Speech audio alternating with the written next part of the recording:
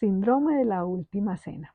Bueno, por ahí se encuentra uno eh, títulos muy interesantes, muy llamativos, que hacen como más claridad para entender como de qué le van a hablar a uno y como para que lo motiven también a uno pues a explorar el tema. Este me pareció justamente muy llamativo.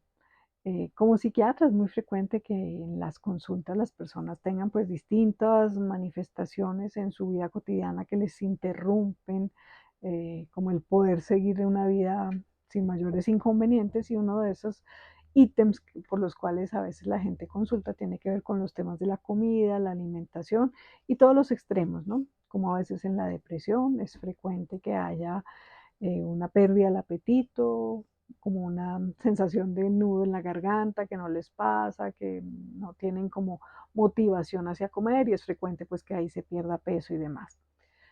Pero también a veces en depresiones atípicas o en personas ansiosas o en personas que tienen algunos temas con la impulsividad o las emociones, etcétera, etcétera, se presenta pues esa necesidad de estar comiendo o esa búsqueda con alta, digamos, prevalencia de los alimentos dulces, de los alimentos palatables, de los alimentos sentidos como placenteros.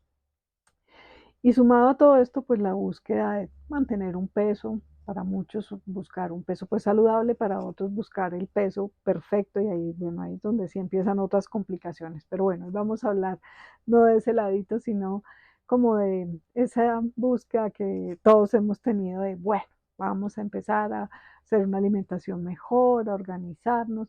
Entonces, para empezar el año, o porque voy a ir a un evento, o porque empieza el mes, entonces para empezar el mes, o el lunes, entonces uno se pone como con los inicios de algo, este plan de voy a empezarme a alimentar mejor. Pero entonces, ¿dónde es que aparece lo del síndrome de la última cena? Claro, ese fin de semana antes, ese día antes, es como si fuera la última cena, tengo que aprovechar este último momento antes de empezar la dieta o el patrón de alimentación que se vaya a tener, y se hace con una sensación como de ansiedad, de tengo que comer mucho, tengo que aprovechar, es como ese último momento que tengo esa posibilidad del pecadito. Y al final de cuentas esto termina enredando la empezada de ese esquema de alimentación, y es fácil que además cuando ya se empieza ese esquema vuelva y aparezca esta sensación de necesito otra vez como esa última cena. ¿Qué se recomienda frente a todas estas situaciones? Es primero pues saber que, ¿no? Que sí podemos seguir teniendo pues una vida equilibrada y una vida también que incluya esos momentos de placer y de bienestar con la comida, y que no tenemos que atiborrarnos entonces antes de empezar un esquema, que de todas maneras siempre esos esquemas más de alimentación deben ser acompañados por un profesional. Pero todo lo recomendable es mantener bien hidratados, tener una buena alimentación en fibra, pues mantener el ejercicio, claro está, y con la persona que nos guíe mantener muy bien el esquema del número de comidas, sin quitar los carbohidratos del todo.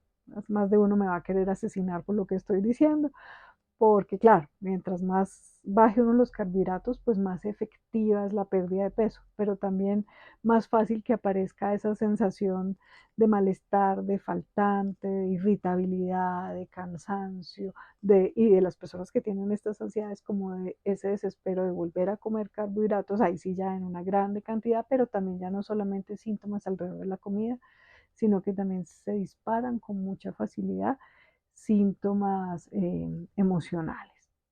Y también es recomendable buscar cómo ir supliendo el tema del placer de la comida, o supliendo no, complementando el tema del placer con otro tipo de actividades que también generen bienestar, para que la comida no sea como el único centro que genere bienestar.